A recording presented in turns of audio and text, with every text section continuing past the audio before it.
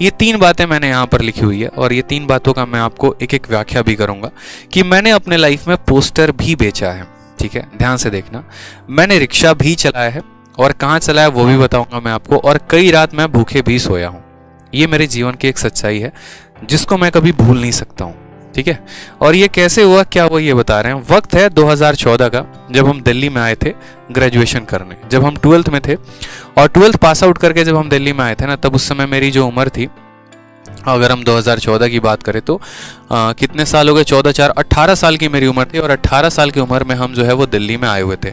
1996 का हमारा जन्म है और 18 साल के दिल्ली में जब हम यहाँ पर आए थे ना, तो उसके बाद से हमने घर से पैसे मंगाने बंद कर दिया। पैसे मंगाने बंद कर दिए तो पैसे की बड़ी दिक्कत हो गई यार। मतलब ठीक है, कॉलेज की फ़ीस भरना होता था, रूम भी रेंट देना होता था और दिल्ली में सर्वाइव करना काफ़ी मेरे लिए मुश्किल हो गया। तो एक टाइम ऐसा आया कि 2014 के बाद से जब मैं ग्रेजुएशन के फर्स्ट ईयर में था, तो वहीं से मैंने ट्यूशन्स पढ़ाने शुरू कर दिए, होम ट्यूशन। ठीक है, बच्चों को 6th के क्लास को, 7th क्लास को, 8th क्लास को। तो मैं ऐसे ही एक जगह ट्यूशन पढ़ा रहा था और कुछ महीने के बाद क्या हुआ कि 2 महीने के बाद जो है जहाँ मैं ट्यूशन पढ़ा रहा था वहाँ पर जो है वो लोगों को कहीं जाना पड़ा, जिसके चलते मेरा जो है वो ट्यूशन छूट गया। अब ट्यूशन छूट गया तो वैसे हालात आ गए थे कि किराया विराया देना थोड़ा मुश्किल हो गया। तो वैसे केस में मेरे जो कुछ दोस्तों का समूह था, जो कि शायद अगर आज ये वीडियो देख रहे हो तो उनको ये बात पता भी होगा। तो मेरा एक दोस्त करके था, आशीष करके, उसने कहा कि यार देखो फलाने जगह पर चलना है, 2 घंटे का काम है, गुड़गांव में एक्चुअली जाना था, 2 घंटे का काम है और 2 घंटे में स्कूल का प्रमोशन करना है, उसके लिए तुम्हें वो 400 रुपये देंगे। तो मैंने कहा चल लेते हैं, कोई दिक्कत की बात नहीं है। ठीक है, उनकी कैब आई थी, हम धौला कुआं मेरा कॉलेज था, वहाँ से जो है कैब में बैठकर मैं गया गुड़गांव में। और गुड़गांव में जाने के बाद वहाँ पर ये हुआ कि हाँ 2-3 घंटे जो है आराम से एक रिसेप्शन रहेगा, वहाँ पर बैठकर प्रमोशन करना है और करने के बाद वो 200-300 रुपये 400 रुपये उनकी बात हुई थी कि वो दे देंगे ऐसे करके। तो मैंने कहा चलो ठीक है, कोई दिक्कत नहीं है। लेकिन प्रॉब्लम वहाँ तक नहीं आई, प्रॉब्लम वहाँ से शुरू हुई। ठीक है, उन्होंने जो कहा था जस्ट उसका डिफरेंट हुआ। वो गाड़ी में बिठाए और गाड़ी में बिठाने के बाद जो है 4 दोस्त थे हम टोटल, उन्होंने 4 अलग अलग चौक पे छोड़ना शुरू किया हमें। मुझे जो है वहीं पर एक इफ़को चौक करके है, मतलब उधर ही साइड में, वहाँ पर मुझे उन्होंने उतार दिया और कहा कि सर आप ये पैम्पलेट पकड़ो, ये पैम्पलेट डिस्ट्रीब्यूट करो, जो पोस्टर होते हैं ना, जो पर्चे होते हैं। ठीक है, और ये पैम्पलेट आपको लोगों को देना है और ये फॉर्म है, जो लोग आपसे पैम्पलेट लेंगे या इंटरेस्टेड होंगे ये भरवाने हैं। 50 से ऊपर फॉर्म भरोगे तभी हम आपको पिकअप यहाँ करने आएंगे। मेरी हालत उस समय ऐसे ख़राब हो गई ना कि मेरे मतलब पैर के नीचे से मेरा ज़मीन खसक गया था। मुझे एक पल के लिए समझ में नहीं आ रहा था कि ये हुआ है तो हुआ क्या है। दिन ऐसे कभी लाइफ में देखे नहीं थे कि पोस्टर बांटने की नौबत आ जाएगी। ठीक है, बट कोई बात नहीं, मैंने कहा चलो कोई बात नहीं। और बुरा तब लगा ना कि जब मैं लोगों के पास जा रहा हूँ पोस्टर लेके, तो अरे भैया टाइम नहीं, हटाओ यार यहाँ से मत बात करो। क्योंकि हम भी ऐसा करते हैं, कोई समय पोस्टर लेके आता है, अरे भाई टाइम नहीं है यार बाद में। तो कोई जल्दी वो फॉर्म भरने को रेडी नहीं था और जब तक वो फॉर्म हम नहीं भरते तब तक कोई मुझे पिक करने नहीं आता। मेरे पास उस समय पैसे भी नहीं थे, ना मोबाइल फ़ोन था, चोरी हो गया था कुछ टाइम पहले दिल्ली में आते ही। जैसे तैसे करके लोगों से फॉर्म भरवाए, फॉर्म भरवाने के बाद किसी के नंबर से उनको फ़ोन किया, उन्होंने पिक किया। और एक वो दिन था जब मतलब हम कहते हैं ना कि यार पढ़ाई बहुत मुश्किल है, पढ़ाई बहुत मुश्किल है, नहीं होता है, मैथ्स है सॉल्व नहीं होता है, जीएस है याद नहीं होती है।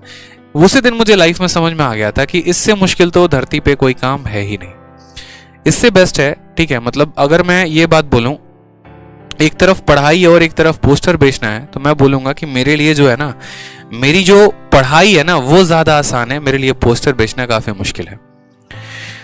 तो मैंने अपने लाइफ में कई रात मुझे लगे थे उस चीज़ से मुझे बाहर आने में, तो मैंने अपने लाइफ में पोस्टर भी बेचा।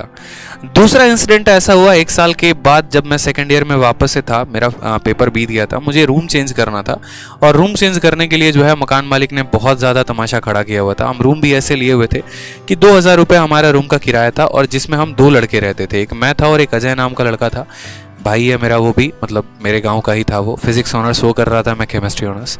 तो 2000 रुपये किराए में हम दोनों रहते थे, लेकिन मकान मालिक आए दिन परेशान करना, पढ़ाई में डिस्टर्ब करना, बड़े मुश्किल से करके हम लोगों ने रूम चेंज करने का डिसीजन लिया। लेकिन हमारे पास सामान ले जाने के लिए भी जो है वो रिक्शा विक्शा कुछ भी नहीं था। तो पास में ही हम शाम को सब्जी लेने जाते थे, तो एक सब्जी वाले से थोड़ी सी अच्छी पहचान हो गई थी, क्योंकि हम भी बिहार के थे, वो भी बिहार के थे। तो बातों बातों में तो जस्ट हमारे रूम के सामने ही उनका ठेला रखा हुआ था, तो हमने कहा कि भैया देखो पैसे तो है नहीं, थोड़े बहुत आप 150 रुपये ले लेना, क्योंकि 400-500 रुपये ले रहे थे शिफ्ट करने के लिए ऑटो और रिक्शे वाले। मैंने कहा भैया 150 रुपये दे देंगे, रिक्शा हम लोग खुद ही चला लेंगे, सामान हम लोग खुद ही रख लेंगे, हम लोग रूम पे पहुंचा देंगे, बस आपका रिक्शा आधे घंटे के लिए चाहिए।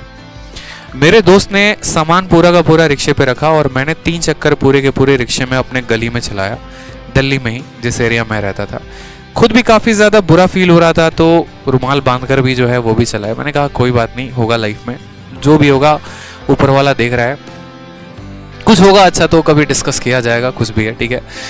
जैसे तैसे करके ग्रेजुएशन का समय बिताया, ठीक है, और अच्छा रहा, एक्सपीरियंस अच्छा रहा। 90% ग्रेजुएशन में मेरे मार्क्स भी आए। काफ़ी दोस्त जो है वो आगे बढ़ते चले गए और पीछे छोड़ते चले गए, कोई दिख नहीं हुआ उस बात का, लेकिन हाँ अपनी मेहनत पर एक था कि करेंगे लाइफ में, कुछ आगे करेंगे। तो जब मैं ग्रेजुएशन के 3rd ईयर में जब मैं आया ना, तो मैं अलग अलग कोचिंग्स के इंस्टीट्यूट्स में मैं पोस्टर्स देखता था। अच्छा ये ऑल इंडिया रैंक 1 है, अच्छा ये ऑल इंडिया रैंक 2 है, इन्होंने सीजीएल में स्कोर किया है, इन्होंने जो है यूपीएससी में ऑल इंडिया रैंक मारा है। तो उसी के अंदर से है ना मेरे अंदर एक मोटिवेशन आना शुरू हो गया कि यार अगर ये पोस्टर्स में है ना, मैं भी ऐसा काम करूंगा कि मैं भी ज़रूर पोस्टर में आऊँगा, ठीक है, और मेरे भी पोस्टर्स लगेंगे, मेरा भी नाम हर जगह पर होगा, उसके लिए मैं बहुत मेहनत करूँगा। ग्रेजुएशन ख़त्म होने के बाद एक कमरा लिया, यहीं पर वज़ीराबाद है दिल्ली में एक जगह, और वहीं पर रहने लगा मैं। रूम वूम लेने के बाद काफ़ी पीछे एरिया में, क्योंकि फ्रंट में गलीज में काफ़ी महंगा पड़ता है। खुद से खाना बनाया, खुद से रहा, लाइब्रेरी ज्वाइन की, वापस वहीं से होम ट्यूशन्स पढ़ाने शुरू कर दिए। होम ट्यूशन अगर नहीं पढ़ाता तो रूम का किराया भी नहीं दे पाता, ठीक है, और भी काफ़ी बुरे बुरे वक्त आए। फिर उसके बाद लॉकडाउन आया, वापस से सारे के सारे सिचुएशंस ख़राब। लेकिन ये रहा कि हाँ मुझे जो पाना है ना, मेरे हमेशा नींद में मुझे वो दिखता था, ठीक है। मैं जो वोकैबलरी याद करता था ना, तो सोने के बाद भी मेरे मन में वो वोकैब वो रिवाइज होते थे, ठीक है। कई ऐसी रातें आ गई थी ना जहाँ पर लॉकडाउन में जेब में पैसे नहीं होने के कारण भूखे भी सोना पड़ा है आदमी को। मतलब ठीक है आज पैसे नहीं है, कोई बात नहीं, पानी पी के सो लेते हैं। करवट बदलने पर भी एक तरीके से पेट दुखता था कि यार पेट दुख रहा है, इधर से करवट ले रहे हैं तो पेट दुख रहा है, ठीक है। सीधा सोने पे पेट दुखता था तो उल्टा सो जाते थे कि चलो ऐसे पेट नहीं दुखेगा, ठीक है, सुबह की बात है, कुछ जुगाड़ कर लेंगे। मैं गरीबी में रह चुका हूँ, मैं मुश्किलों में रह चुका हूँ, बस मेरा कोई भाई या मेरा कोई भी दोस्त यहाँ पर वैसे हालात में ना रहे। मुझे गाइड करने वाला कोई नहीं था, लेकिन आपको गाइड करने के लिए आपका बड़ा भाई आदित्य रंजन यहाँ पर ज़रूर है।